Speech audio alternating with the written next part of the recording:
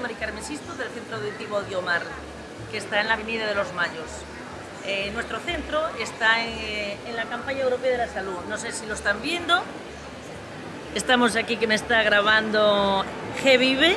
Bueno, pues en nuestro centro auditivo tenemos varias marcas de audífonos. Como lo ven, en la Avenida de los Mayos podemos esperarlos, pueden hacer una prueba auditiva.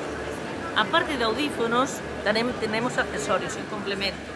Ya saben que las mujeres ahora somos muy aficionadas a tener los complementos. Pues también tenemos como móviles, teléfonos, altavoces especiales para oír bien la televisión, cascos para oír bien la televisión, tapones, si vienen por aquí, que estamos en la feria de muestras, cargadores para baterías de pilas, que tenemos cargadores ya, que es una novedad también, tapones para el ruido, para dormir, para el buceo, para música. Tenemos tapones ya para varios tipos de sonidos que no queremos que nuestros oídos se molesten. Hay que ayudarse a no tener pérdida auditiva, aunque nosotros queremos que haya pérdida auditiva para vender, pero se puede reservar esto. Y pasamos un poquito al tipo de audífonos que tenemos. Nosotros trabajamos con varias fábricas de audífonos, Entonces, una es la Casa Fona, que es suiza, de alta tecnología, con 5 años de garantía. Que nos dan 5 años.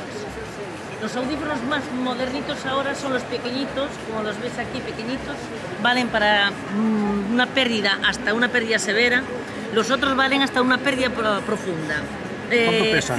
5 gramos e incluso menos. El pequeñito de todo llega a pesar menos, como me parece que lo pesamos 2 y poco, no llega a 3.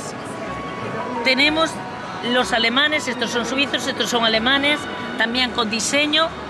Tenemos el que no se carga, que no se lleva batería, que se carga y se acumula. Otra casa suiza también, que es Bernafon. Y Beltone, que ha sacado ahora con el móvil. Como ven, nuestro centro auditivo tiene varias marcas de audífonos. No clases de audífonos, tenemos varias casas, varias marcas. Por lo tanto, si vienen a Los Mayos, a nuestro centro auditivo Audiomar, probarán la casa que ustedes más quieran o que mejor quieran. Y muchas gracias.